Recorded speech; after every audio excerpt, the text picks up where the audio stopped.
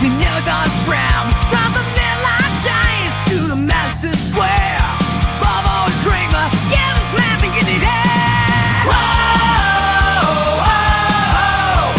Bobo and Cramer, yeah, the sound to loud, taking on the world, and they're never gonna stop with that New York grit. They're rising to the top. Feel alive.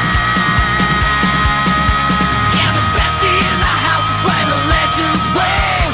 Bobo and Cramer leading the way. Raise your glasses high, shout it out loud. In the best in the house, we're rocking the town. In the best in the house, we're rocking the town. In the best in the house, we're rocking the town. In the best in the house, we're rocking the town. And that's right, everybody. Welcome back once again to another edition of Best Seat in the House podcast. We got a big day in sports today as there is a lot going on. The Knicks are currently embroiled in a playoff series with the Detroit Pistons tied 1-1. The Mets are coming off an incredible 3-game sweep of the Phillies and a 7-game winning streak. Tomorrow is the NFL draft. We got a lot of changes. The winds of change are blowing for both of the local hockey teams. We got a lot to get into, Dan. Before we get into all that, how you doing today, buddy? I'm doing good. As you can see, I just got back from the Mets games. I'm still wearing the stuff I was wearing at the game. I was wearing at the game, including the big chain that I wear at the game when I'm at the game. And of course, Very nice. Executive producer Grimace, he was at the game with me as always. Of course, checking things out. Very nice. And Dan, let's get right into that game that you went to today. That's about as good a spot to start as any. And man, me and you can talk about the Mets in good times and bad. And boy, it's so sweet to talk about how good this team is doing right now. The Mets right now, who are 18-7, currently the best record in Major League Baseball, complete the 3-game sweep of the Phillies, who dropped to 13-12. They have now lost 4 consecutive games, and the Mets win that game 4-3 in 10. It wasn't easy. They went ahead 2-0 early today on the Brett Beatty home run, which was very nice. People are, we have now been informed that unless there's some kind of last second change or a reoccurrence of one of their injuries, Jeff McNeil and Francisco Alvarez are both set to rejoin this team when we open up a 3-game set this weekend in Washington, D.C. against the Nationals. So those 2 guys are coming in. That means we're going to have to be making some room. Obviously, Hayden Singer's going down for Francisco Alvarez, but that leads to the question of who is going to go down when Jeff McNeil comes up. One of the guys people are looking at is Brett Beatty. Well, he made a really good case for himself today by hitting a home run to put the Mets up 2-0 off one of the best pitchers in baseball, right, Dan? Yeah, exactly. He just made a case to stick around, if you ask me. So, what do you think? I mean, if we have to look into our crystal ball here and look into the future, do you think that maybe Brett Beatty saved himself? Maybe not even with that home run so much, but just the fact that his offensive production has been up the last week or two. We're actually seeing a pulse out of Brett Beatty after that tough 3-for-27 start he gave us. He's been much better since then. Do you think he saved his spot on the roster, or do you think when McNeil is activated on Friday, he's most likely going back down to the minors? I think he saved a spot on the roster, I feel like. So who do you feel like is the one that's going to be going down for McNeil? Just maybe one of the pitchers or, maybe even Luis Acuna? Yeah, maybe Acuna, maybe one of the other outfielders, the extra outfielders we have. Azakar, maybe? Yeah, maybe Azakar, I feel like could go down. I forgot he was on the roster. You're right. That's a good call. So I could definitely see Azakar going down. That makes it a little bit easier because also, too, McNeil, the best thing about McNeil is his versatility. He could play both corner outfield spots. And then even as me and you discussed on last week's show, they've been giving McNeil reps in center field in the minor leagues during his rehab assignment as well. So this is a guy in McNeil, when he rejoins the team, he'll be able to play second, third, probably even first if you had to put him there in a pinch. I doubt that'll have to end up being a necessity. And then all three outfield spots. So McNeil coming back in is definitely good. But Dan, one guy I did want to give a lot of credit to, because he's been struggling a little bit to start the season. He's been splitting the DH role with Jesse Winker, who's finally starting to heat up a little bit. We really haven't seen much of this guy yet, but Starlin Marte is a professional hitter, man. This guy can roll out of bed and get a base hit anytime, and it looks like he's starting to wake up a little bit. He gets the walk-off, I believe it was even a broken bat single, and he muscled it into center field for the 10th, in the 10th, to send the winning run around. Broke the, Pete Alonso tied the game with his double, which was a big hit off Romero in the 10th to tie the 3. And then Pete standing there on second, and Marte singles him in to win it, to seal the 7-0 homestand. Dan, you got to feel pretty good about Starlin Marte right now too, right?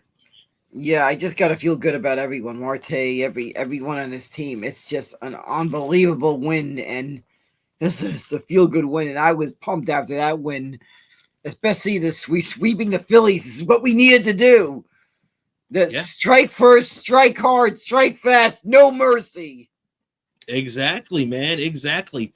The Mets have to bury these teams early on as much as they can, because let's not forget, the Phillies are always going to be a tough team. The Braves are going to be a tough team. As we can see, the Braves have even been gaining ground lately after their horrific start. They've been starting to straighten themselves out a little bit. They don't even have their Acuna back. And Spencer Strider came back and then immediately went back on the IL. So it's going to be a weird season for the Braves. But the thing that we really have to focus on with Atlanta is that we have to bury them before June. Now, it doesn't mean that it's going to be over. The Mets, we remember back in 2022 on May 31st, the Mets held a 10-game lead over the Atlanta Braves, and that only lasted until about September, when they crapped the bet on that one, and the Braves ended up passing us. However, Dan, I do think that,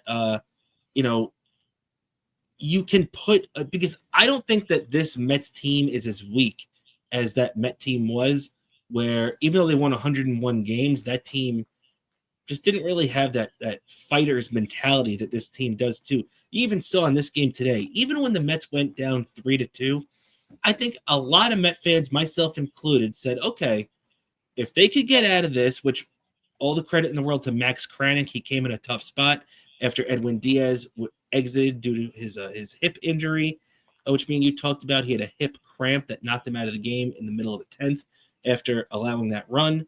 And Max Kranick came in, shut the door, kept it 3-2. And I think every Met fan, in the building that was with you, and every Met fan that was watching at home like me, or at work like I was, had a good feeling that, hey, it's 3-2. We still have a good shot to win this thing. Yeah, exactly. I just had a feeling, we're going to win this. We're going to win this. And boy, did we. Yeah, man. And you're right about that. And, the other crazy thing, too, is that, and you can attest to it from a guy that was in the stadium today, there were 36,000 people there on a Wednesday afternoon game when school is still in session. This isn't late June. This isn't July or August. This is April. And, granted, it was a nice day today. They had pretty nice weather out there. Dan, it was a packed house again. Yeah, I forget. Could you queue up the photo? I could send you a photo right now if you could queue it up. From inside the stadium, showing you. Yeah, I don't know if it necessarily shows. Hold on, I sent it to you via text. You could look at this photo if you could show the people the photo. That's true. Photo, I'll bring it up. I don't know if it really illustrates what we're talking about, but yeah, this is what it looked like from where we're sitting. You could see how packed this stadium was. Let's see. I'll bring it up right here. But yeah, man. Everybody had to be excited with, with the Mets, the way they're playing this year. You could clearly see the excitement out there. This is the still frame that Dan sent me, and the reason why I wasn't even like that excited to bring it up is because this doesn't even do justice. You know, when you look at this, you can tell, okay, it's filled, but then you even see in the distance the upper deck really isn't filled in that much. But so I'm thinking that this shot doesn't even do justice to how many people were in the building today. I mean, 36,000. Citi Field can only hold 42 to 44,000, depending on how many they're willing to jam in there. So I mean, the fact that they jammed 36,000 people in today for just a regular weekday game, day game nonetheless, is pretty impressive. Dan, the attendance numbers the Mets have shown this year are really off the charts for the Mets. Yeah, exactly. This was just unbelievable how many people showed up for a weekday day game. Like there was just a different energy in this building. You would normally never expect a weekday day game. This stadium was packed, and even the return trip on the subway was packed. Yeah, you could tell, man, Mets fans are excited, and they have every reason to be excited right now because so far the Mets, have only played 13 home games, and they are 12-1 at Citi Field. The best start ever at home. The Mets have never won 12 of their first 13 games of any home season in their 64-year team history. Also, included in those 12 wins are 3 sweeps. So they swept the Blue Jays, they swept the Cardinals in a 4-game series, and they swept the Phillies now in a 3-game series as well. So, a lot of sweeps, man. I mean, I remember years where it would take the Mets till the All-Star break or maybe even later than that when they first completed their first sweep of the year. Now to have done it 3 times at home in the first month of the season just goes to show what mojo is really working for the Mets right now. Yeah, this is just unbelievable. How well the Mets are going right now. They are on one heck of a hot streak right now, and keep it up. Well, I gotta say, keep it up. Yeah, I just hope we keep it up because I'm telling you, this looks like just a real special team. I just have a gut feeling. It really does. And you know what the most interesting thing to me, Dan, is too? The most interesting thing is that this feels like a continuation of last year. You know what I mean? It feels like the 2024 mojo has carried over to this 2025 team. Now, there's no JD Martinez. There's no Jose Iglesias, who were credited with a lot of the great personality of last year's ball club. They're both not there, but that 2024 feeling remains. The ability to come back, the ability to not feel out of a game when they're in it. I really love Jesse Winker's enthusiasm on the bench and what he does to get the guys pumped up too. So what do you think, Dan? Do you feel like that 2024 feeling is still with this team? Yeah, I feel like it's still with that team. I feel like it's still with this team. For some reason, I just feel like that 2024 mojo is still with this team, and I just feel like they just have this chip on their shoulder, like it's unfinished business. Yeah, I agree. They just had a taste in it, yeah. And they want to do one. They want to do one better.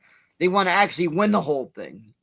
And I feel like I feel like this time David Stearns is going to especially set it up, especially at the trade deadline, give that one piece that'll get us over the hump. That's going to handle that tough competition that's going to looming ahead. No doubt, man. And the Mets today, completed the 3-game sweep of the Phillies, who are among the toughest competition they're going to face in the National League. The really, really good teams in the National League are going to be, the Dodgers, the Padres. It looks like even the Giants are going to be in that mix this year. And then in the East, obviously, you got the Mets themselves, but then the Braves, who have started off bad. Don't discount the Braves. They're going to be in it at some point this year. And then obviously the Phillies. The NL Central we're still figuring out who the good and the bad is in the NL Central. It looks like the Cubs are pretty decent this year so far, but we still don't know. But I can tell you that those three teams in the West and these three teams in the East are going to be in it all year. No doubt about it. And, the Mets next week are going to be taking on the Diamondbacks back at Citi Field. But in between, and the Diamondbacks are a good team too. The Diamondbacks I left out of that mix, but the Diamondbacks are 14-9 this year. And let's not forget, they got the biggest prize this offseason from a starting pitching standpoint when they signed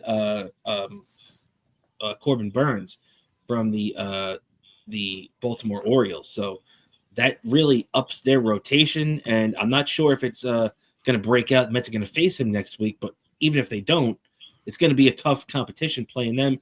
That's why it's good in between. They're going to have this, this series against the Washington Nationals, who the Nationals aren't as bad as everybody thinks, too. The Nationals have a good little feisty team, but they're still not a very good team. The Mets should at least take 2 out of 3 down there, and it's going to start on Friday night, 6:45 p.m. I like the little earlier start over there in DC, 6:45, and it's going to be Kodai Senga, who's got one of the best ERAs in baseball right now, 0.79 ERA and a 3-1 record, going against Washington, who has the good old TBD as their starter on there. For Friday, we're not sure yet, but we'll know in the next 24 hours or so. Mets have off tomorrow, and then off to DC, Dan. So it should be a good trip this weekend. Mets have now won 7 in a row. They could make it 10 if they sweep and come back home on a 10-game winning streak. But let's be honest, it's tough to do that, especially this early in the season. So I'm going to DC, at least hoping the Mets take 2 out of 3. Yeah, exactly. I expect the Mets to take 2 out of 3 from DC this weekend. There we go. Well said. So, all right, with that, we got the Mets and the Nationals on tap for this weekend. We'll keep our eye on that and hope that Mets can keep the good times rolling right now. But the Yankees, have had a very odd beginning to their season. It's been very hot at times. It's been very cold at times. But say what you want about the way they've gotten there. The Yankees right now are 15-10. They came off today with a big victory, beating the Cleveland Guardians. They were trying to avoid the sweep, too, something they didn't have to worry about last year in the ALCS. But they dropped the first 2 games in Cleveland, and they ended up winning this one today on getaway day to get out of there, avoiding the sweep. Yankees 15-10, dropped the Guardians to 14-10. But this has been the weird thing about this Yankee team, and we're going to get into the good in a second. But let me tell you the bad, Dan. The Yankees offense the last 16 games. Now, let's not forget how hot they started off the year, pounding the balls. Everybody talking about those torpedo bats. Oh, it should be illegal. It should be this and that. Well, this just goes to show how legal those bats are. Because in the last 16 games, the Yankees are 24th in Major League Baseball at runs scored per game at only 375. Their team batting average is 20th in the league at only 233. Their team slugging percent, and let's not forget, this is the same team that has Aaron Judge in that lineup right now. So imagine what these numbers would be without Judge. It'd be putrid. So their slugging percentage, 371. OPS, 688, 19th in baseball over that time span. They're averaging 25%, actually 25.5% K rate, which is 28th, almost one of the worst percentages in baseball. And with runners in scoring position, they're still hitting higher than the Mets, who are only at 183, but they're at 227, which is good for 23rd in the big leagues, Dan. So with all this talk about the Yankees hitting and are these bats fair and this, it just goes to show that, that's baseball, Susan, as the great John Sterling used to say. You never know what's going to happen. Weird things happen in baseball. And when I just read those numbers off to you, I bet a lot of people wouldn't even believe that, Yeah, exactly. I was shocked when I saw those numbers. And of course, the Yankees speaking of Aaron Judge, he freaking cost me a couple of times in when I'm playing Beat the Streak on MLB.com. I was a couple of times I'd get there have been a couple of days where I guess Aaron Judge was going to get a hit, and it broke the streak. Well, you must have the worst luck ever in that game, Dan, because the next thing I was going to talk about is Aaron Judge is hitting 415. He's pulling a Ted Williams this year. He's hitting 415. How did you pick him when he wasn't getting a hit? This guy gets a hit every day. I don't know what the heck happens. The days I guess he's going to get, the day I decided to get to guess that I picked him to guess that I guess he was going to get a hit. He was a player that I guess I was going to guess was going to get a hit that day. Didn't get a hit that day. And there was even one time I even went with a double or nothing. He failed me too with a double or nothing a couple of times. Wow, man. And it just goes to show you how funny that game is too, because Aaron Judge has been by far the best player in baseball this year. 415. Now you listen to this. These are the only players in Yankee history who have had a higher batting average in their first 25 games than Aaron Judge. Paul O'Neill in 94 was hitting 444, which, by the way, that is freaking insane. Paul O'Neill in 94 hit 444 in the month of April. Absolutely ridiculous. 1932, we're going back almost 100 years.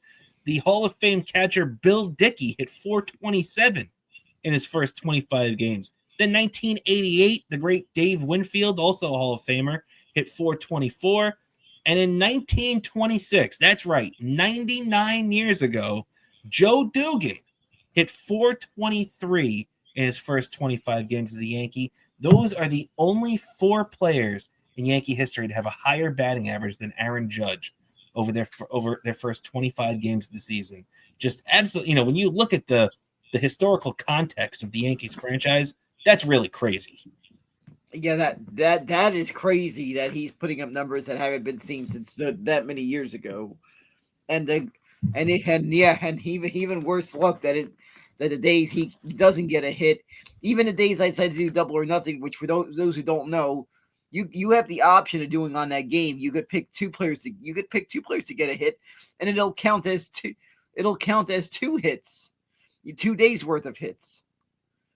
If you decide double or nothing, but if one player of the two players you pick doesn't get a hit, then it counts as a your streak is busted. Yeah, man. Well, if you want to get another streak going right now, this also too even just shows me how the rest of the Yankees lineup really just is doing both jack and shit. Because we talked about Aaron Judge, how great he's been to start the year, and it's even great by Aaron Judge standards. That's how good he's been so far. But Aaron Judge leads the majors with the 415 batting average. Coming in at number 2 is the New York Yankee first baseman Paul Goldschmidt, who's also hitting 383. So when you look back at those numbers we just talked about a couple of minutes ago, the offensive struggles the Yankees lineup has gone through over the last 16 games, Paul Goldschmidt's hitting 383. That is crazy. It's ridiculous. Yeah, it's ridiculous. So, by the way, speaking of beat the streaker, right? That my streak just started up again, and look. There you go. Yeah, and he just started up a new streak. Good. Right. I was just about to buy a cheap ticket just to heckle him. Yeah, man. Well, if you're looking to start a streak right now, betting on Paul Goldschmidt at 383 or Aaron Judge at 415 would be a good place to start. I want to give a lot of credit to Paul Goldschmidt because everybody's talking about Aaron Judge and how good he's been for the Yankees, but man, the guy is hitting 383 too. We got to give some love to Paul Goldschmidt. Yeah, he's been doing a lot better than I expected. I didn't expect much with him on the Yankees because I just felt like he was a player that's never played on such a high expectation team like the Yankees or anything or a team that just carries that high expectations because he's just been mostly playing. He's mostly playing in St. Louis, and they're just a different. And Yankees fans are just such a different breed than St. Louis fans. Well, to be fair, he did come from Arizona and, played those first few years in Arizona where nobody really cares in Arizona. But then when he went to St. Louis, those first couple of Cardinals teams he was on were expected to do big things. So to be fair to him, I know what you mean. There's no expectations like New York and the Yankees. But to be fair to Goldschmidt, he has played in pretty big environments because those first couple of Cardinals teams he was on were supposed to be good, and they even won the division in 22. Yeah, exactly. I got to give credit to that, but it's like St. Louis. You have like you look at a press room in St. Louis and a press room in New York. It's like small. Like you think like if you're used to like press rooms in New York, from what you hear about and stuff, you're like in a St. Louis press room. It says, "Is that all the press?" big difference. Very true. Very true. Very fair. And all right, one last thing on the Yanks before we move on. I do want to give some credit to their pitching staff lately too. The Yankees pitching's been a little up and down this year at times, but over the last 7 games, they've really started to straighten themselves out. Yankee pitching over the last 7 games, 6-1, 2.57 team ERA, 183 batting average, and the bullpen and starting rotation are both getting it done. The starting rotation team ERA in that time span is 2.70. The bullpen in that time span is 2.33. So, it stinks the Yankee bats aren't really heating up that much outside of outside of Goldschmidt and Judge. But the fact that the pitching staff is starting to get in line right now really just goes to show that the Yankees are giving themselves time to get their guys like Jazz Chisholm and everything like that going, right? Yeah, exactly. And I just have a feeling Max Fried maybe is on the should probably be on the running for a comeback player of the year if he keeps up this pace. Max Fried, well, he pitched last year, didn't he? I don't know if he pitched last year. I think he was bound. I think he may have been bounced back, may have been on and off on the injured list. No, he made 29 starts last year. Oh, I made 29. I keep forgetting because he's been. But you were thinking the year before. The year before, he only made 14 starts. Yeah, exactly. Yeah, so that's true. And hey, the thing is too with that Max Fried contract, you've got to be always cognizant if you're the Yankees. You've got to keep that guy healthy because especially with no Garrett Cole this year and probably no Garrett Cole for a good portion of next year, your main guy is Max Fried, so the Yankees can't mess around with him. And so I want to give some credit to the Yankee pitching: 6-1, 2.57 ERA, and a 183 batting average against over their last few games. So give them the credit that they deserve. And with that, Dan, I do want to get our attention on some big time playoff basketball now. The Knicks right now are the only local team, and I'm not even going to address the New Jersey Devils. The fact that people try to pretend like the Jersey Devils are a local team. They're not even New York. The Jersey Devils don't count. The New York Knicks right now are the only local team in the playoffs. The Rangers, the Islanders, and the Brooklyn Nets all missed the playoffs. The Knicks, though, are the only one keeping it going, and they won a good game one. They turned a 98-90 deficit into a 111-98 lead with a 21-0 run early on in the fourth quarter, where the Knicks just completely overwhelmed the Pistons, and the moment looked a little too big for the Pistons.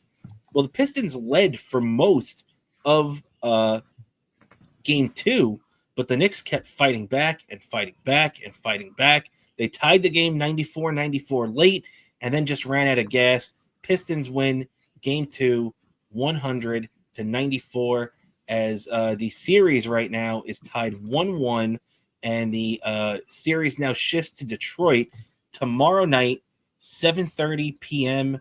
This is big, Dan. What are your thoughts on the first two games? I thought To be honest, I think this series is a little bit closer than it should be. I don't want to discount the Pistons. Me and you have talked over the last couple of weeks that the Pistons should not be taken lightly. They're a good team. This is not the 12-win Pistons team that we saw just a season or two ago. This is a team with a lot of young talent that's starting to come around and develop. However, the Knicks should beat this team, and they should beat them relatively quickly. You predicted 5 coming into this series. I predicted 6. So me and you both have it, relatively quickly for the most part. But after the first 2 games, are you feeling confident with your prediction in 5, or how you feeling so far? I'm feeling confident with my prediction in 5. I just feel like the Knicks maybe ran out of gas a little early in the first half. I feel like, and I feel like they need to somehow shore up and prevent so many unanswered points. They need to do that and make sure they don't run out of gas in the fourth quarter. And I feel like they'll be good to go. Yeah, well, they came out of the gate really slow in this game on the other night, and I just don't understand how you're playing game 2 of the first round. You just got to the playoffs, you just started. I don't understand how the Knicks came out so bad in that game. But one thing I do want to give the Pistons credit for is that the Pistons recognized the ability to take Karl Anthony Towns out of the game. Now, they had like 2 or 3 guys hanging off KAT all night. They were trying to eliminate him offensively. And what Tom Thibodeau said was, hey, our offense doesn't entirely depend on Karl Anthony Towns, which, by the way, we know it doesn't. Jalen still scored 37 the other night. Still looks like, one of the best players in the NBA. So there's that. But also, too, you need Karl Anthony Towns. You need that second guy. Just like, when Julius Randle was here and he was the second guy, if he was having a crappy night, that's not good for the team. It allows them to eliminate you as a possibility and focus on other things, which is what happened with Karl Anthony Towns. He only got 10 points and 6 rebounds after a really great first game with 23 points and 11 rebounds. So, what do you think, Danny? Do you think Karl Anthony Towns is going to bounce back, or do you think that maybe the Pistons have kind of figured this out? I feel like Karl Anthony Townsend is going to bounce back. I feel like he's going to make adjustments from what happened in game 2 to game 3. Yeah, I can see that. And hey, the big thing is that I do like that the Knicks are having 2 days in between it's not just one day in between games. They're having 2 days, which gives Karl Anthony Towns a little extra time to heal up and get ready. Let's not forget this is a big man. There's always a concern about a big man and his knees. Karl Anthony Towns is a guy that the Knicks really didn't like playing back-to-back for just that reason this year. Now, in the playoffs, you're not going to get any back-to-backs, but, those quick turnarounds take their toll on you too. So having a 2-day window here for the Knicks to come back is imperative. Definitely big job ahead now still, because now, the Knicks going to have to go out there and realistically, you're going to have to win both games in Detroit. Come back to New York with a chance to end this thing in game 5. And if they're going to even get there, Dan, it's all going to start tomorrow night at 7:30. Yeah, exactly. It's going to all start tomorrow at 7:30. I expect them to do big things. It's going to be a night of me doing a 2-screen action because the NFL draft, at least during the beginning part of the NFL draft, because my Giants draft early, so I'm not going to have to wait too long to see my Giants draft pick in round 1. That's true, man. And we're going to wrap this show up with a little NFL draft talk at the end. But before we get into that, I think we're all finished up here with the Knicks and the Pistons. Big game 3 tomorrow night, or tonight if you're watching this on our YouTube debut day, at the Palace of Auburn Hills in Detroit. So big time there. actually, correction. The Pistons don't play at the Palace at Auburn Hills anymore. That arena doesn't exist anymore. I know. I know. I was just saying that's the place everybody knows the Pistons played. Yeah. They play at the Little Caesars Arena now in downtown. Yeah, where the Red Wings play too. That's true. So my partner coming in with the assist there. I appreciate that, Dan. So before we turn our attention fully to the NFL draft, I do want to touch on a little bit of hockey real quick. We'll get to the Rangers axing Peter Laviolette in a sec, but we don't really talk about the Islanders too much. We do when they're relevant, but they really haven't been relevant the last year or two. And we're not Islanders fans, so we don't really talk them that much. However, some big news goes down with the Islanders. They fired Lou Lamoriello, which, to be honest, look, the Islanders had a bad year this year. Lou Lamoriello is the best thing that's happened to the Islanders in the last 20 years. So the fact that they got rid of him, as a Rangers fan, I'm happy about it. That's a dumb move, and depending on who they choose to replace him with, I'll base my opinion off that. But Lou Lamoriello, I highly doubt the Yankees. I highly doubt that the Islanders are going to bring in somebody better than Lou Lamoriello. So it's probably a bad move for the Islanders, although after their season, I kind of understand that they wanted a change, but this was not the right change. And then also it came out today that the Islanders have dismissed their radio announcers and plan not to have regular announcers. They're going to have a rotating, guys of these nameless play callers that are going to be out there announcing games for the Islanders. They have two guys, I forget their names, who are the Islanders radio guys, but these are guys that have been with the Islanders for years. They have a relationship with the fan base. This would be like if the Mets woke up one day and just said, yeah, we're going to get rid of Howie Rose and all the guys on CBS radio. And it's just going to be, a rotating wheel of different guys calling it. This is so Bush League from the Islanders. It's exactly what you'd expect from the team because they always do BS crap like this. It's a minor league move. Yeah, exactly. They run their radio like a freaking minor league organization. Also, for one thing, I don't know if this is the case. Are they on a station that could be picked up in the city now? Because I know for a while they were on a station that could only be picked up in Long Island. Because I knew an Islander fan in Queens that had to rely on they couldn't get the radio broadcast because they were only picked up in Long Island, and he said their announcers sounded like a bunch of college interns.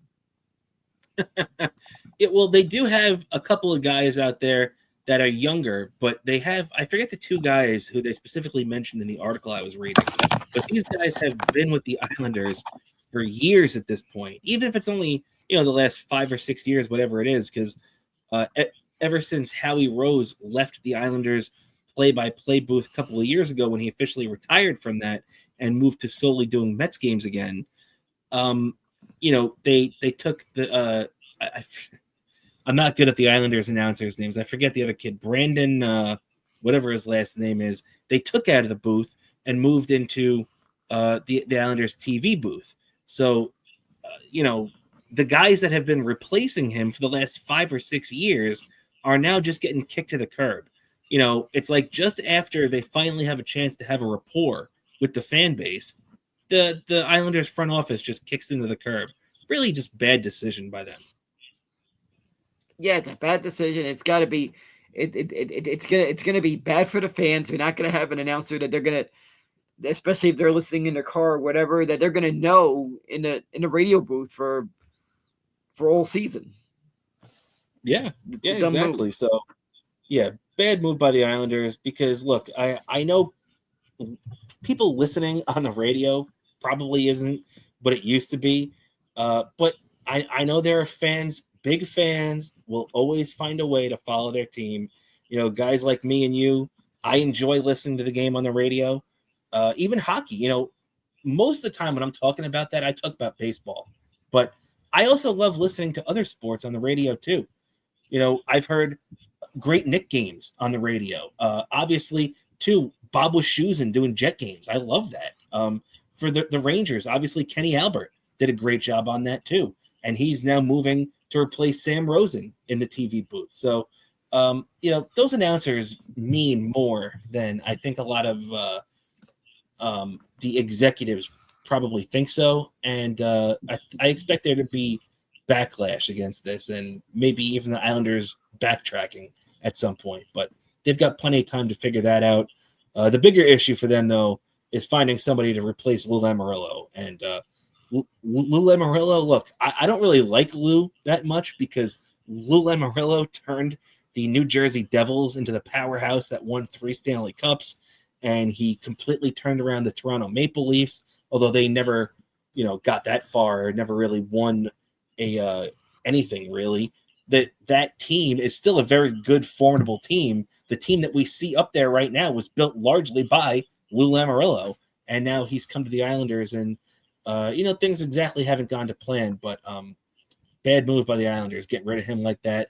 And for our team, Dan, the Rangers, we found out over the weekend that at first they said they were going to wait until after Easter to fire Peter Laviolette, but the holiday weekend did not deter them. They decided to clean house. They fired Peter Laviolette, Michael Pekka, and whoever the other coaches were retained, and they said they're going to be given an opportunity to get the head coaching job.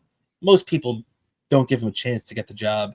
The Rangers have already actually said that former Stanley Cup winner Joel Quenneville, who has been given the okay by the NHL to come back to coaching now after being suspended, the Rangers have already said that they're not interested in bringing him in, so that's not going to happen.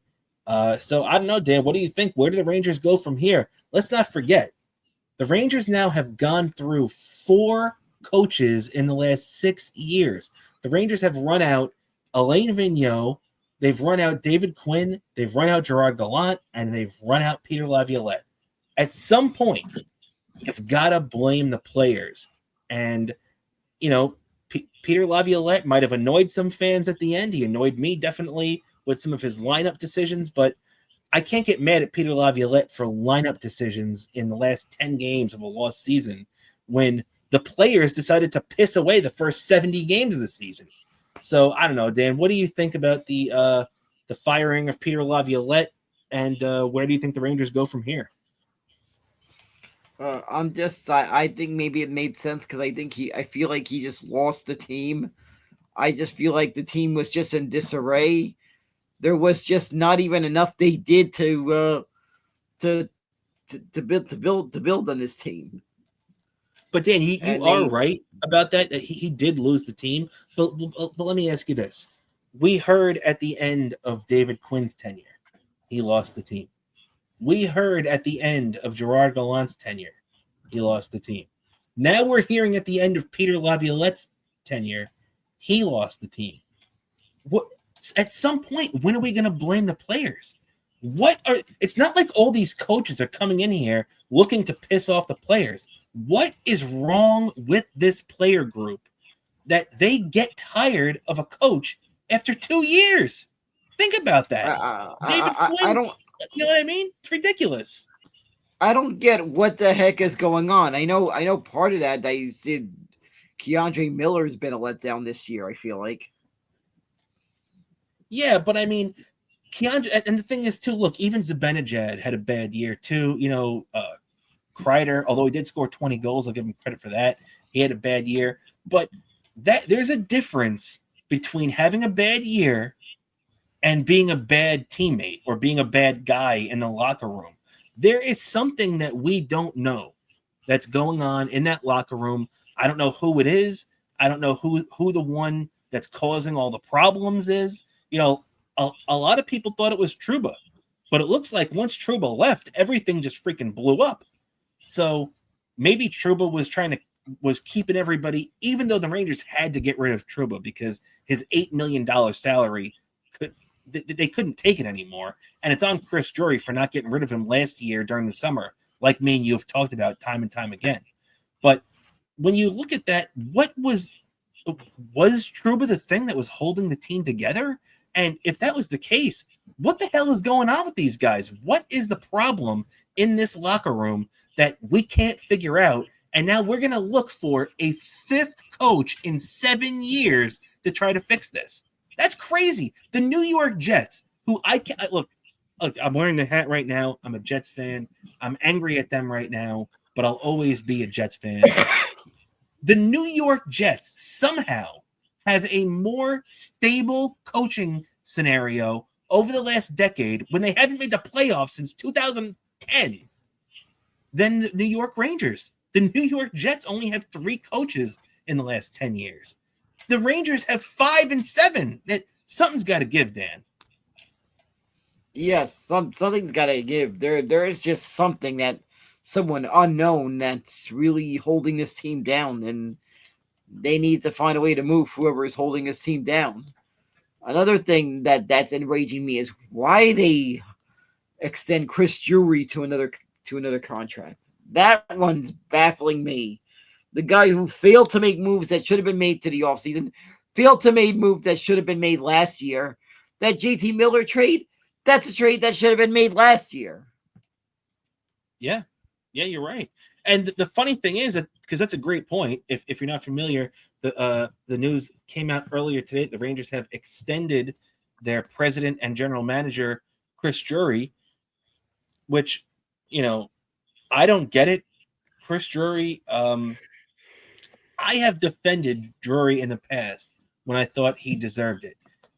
But Chris Drury had a really good trade deadline last year. He had a really good trade deadline in 22. He's had his moments. There's no doubt about it. But he's also had his really bad moments. And, the way that he built this, not even just this season, the way he built this team was not indicative of the way that he wants his team to play or the way that Peter Laviolette coaches his team to play. You know what I mean? We had a lot of these European players that play east to west hockey when you have a general manager who's an American, I don't know if you're not familiar with the terminology. American and Canadian hockey is very much north-south, drive the net, no screwing around, no wasted motion, go in there and try to put the puck in the back of the net. The European hockey, they call it a lot more east-west because you're moving side to side, you're trying to be fancy, your skill level is very high, and you're trying to put the puck in the back of the net, but in a more entertaining, flashy fashion.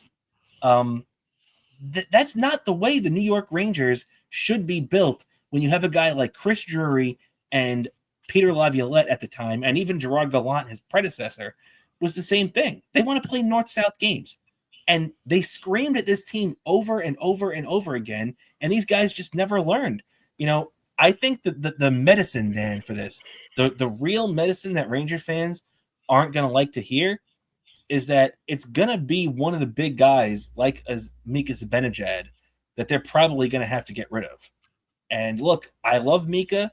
I'm a big fan of him, but Mika's got a target on his back. Chris Kreider's got a target on his back. And there's a chance that one or maybe even both of those guys are off the team next year. Yeah, exactly. So I feel like it's a move that needs to be.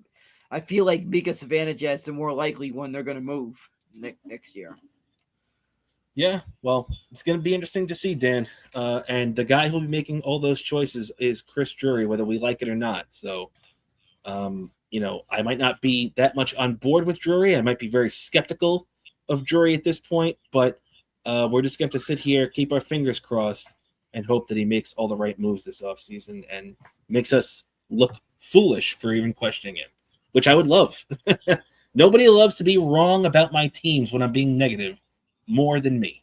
Just like last year. I said all year the Mets were going to suck and they weren't going to make the playoffs. Well, they got to Game 6 of the NLCS, and nobody was happier to be wrong than me. So I'll take my L's as I'm giving them. Okay, last thing on the thing, Dan, before we close it out today, is that the NFL draft is tomorrow night, 8 p.m., Thursday night, if you're watching this tonight on YouTube. So both of our teams are picking early on in that draft, Dan. The New York Giants are picking 3rd. The Jets are picking 7th. What's your feeling about this draft going into it? Do you have a specific player in mind that you want the Giants to come away with? I just feel like they need to go with that quarterback in the draft. I feel like that's gonna have the bigger impact long run with the Giants. I feel like. So when you say that, do you like? So are you saying that if Tennessee takes Cam Ward at number one, which it looks like it's a slam dunk, it looks like Cam Ward out of Miami is going number one to Tennessee one way or the other. Does that mean that you, as a Giants fan, um, would be interested in Shador Sanders, or do you have anybody else in mind?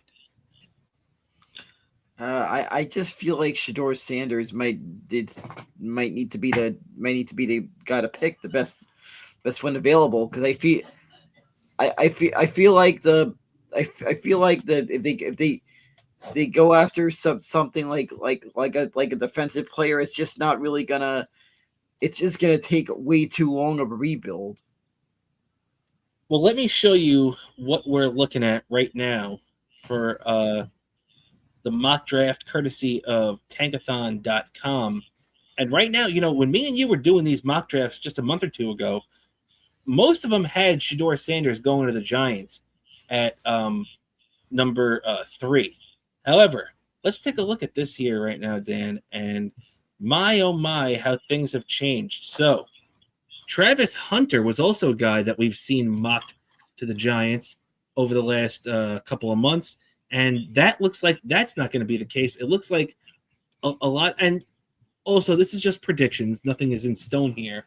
But this means that it looks like the Browns are leaning towards taking Travis Hunter, who a lot of people also said that the Giants had big time interest in. And that they're no longer going to take the D end, Abdul Carter. Now, if I was the Giants, I would definitely not be taking Abdul Carter. He's a very good player. Some people have said he's the best player in the draft, but he's also coming off an injury. And just like you said, you want an offensive player, and Travis Hunter could be that, but you want an offensive player to help make that impact. Abdul Carter would make an impact, but I don't believe that that's what the Giants need right now. Dan, what do you think?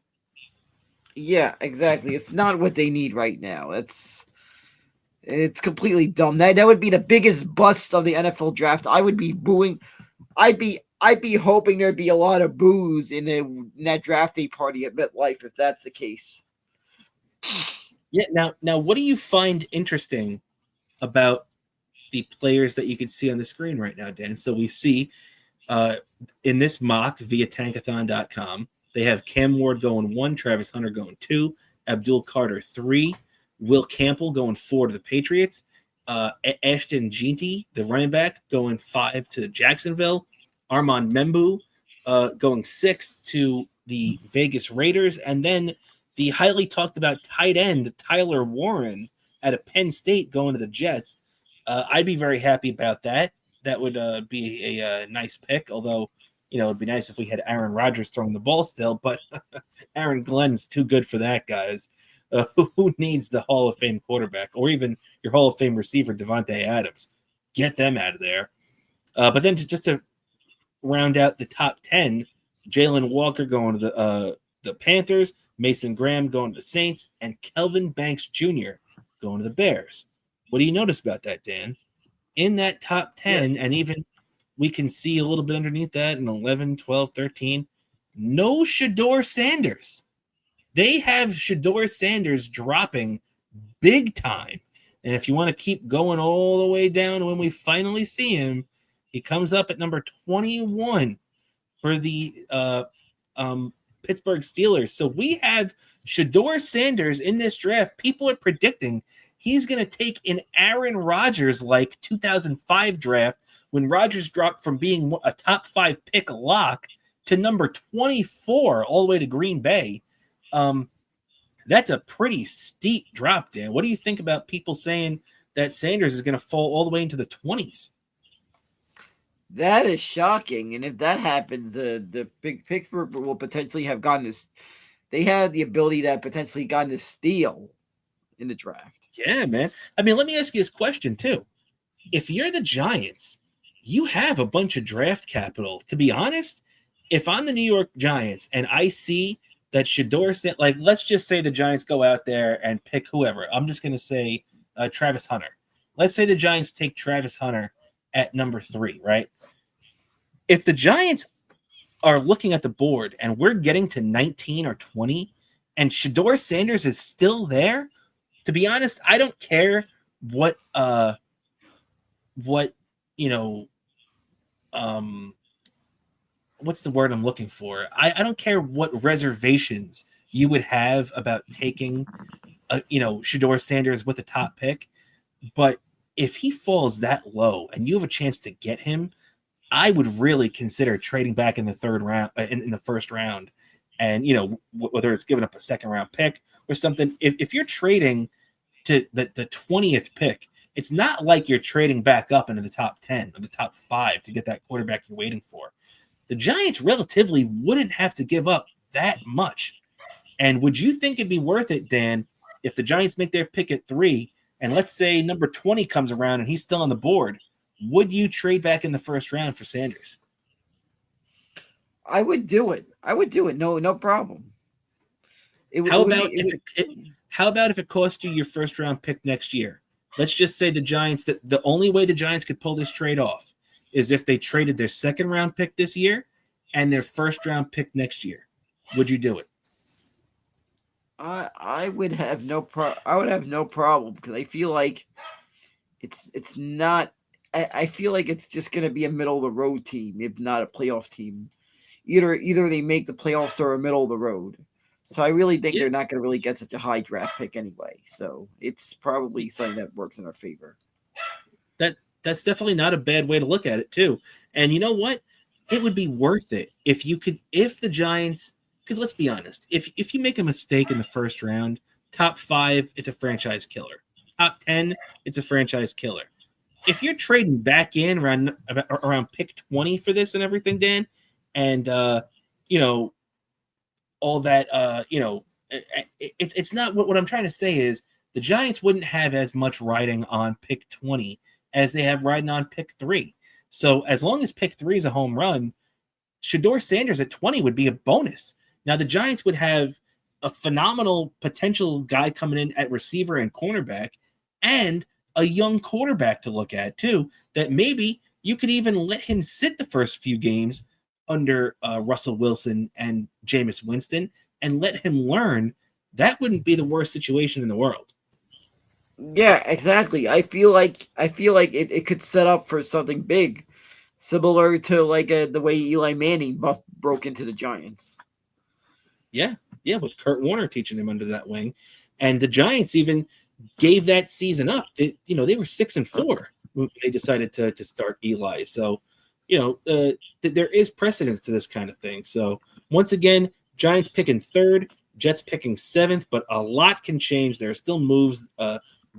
We've heard about the Giants trading down even, so I guess that's a possibility, but I think that's just the Giants trying to play the field a little bit.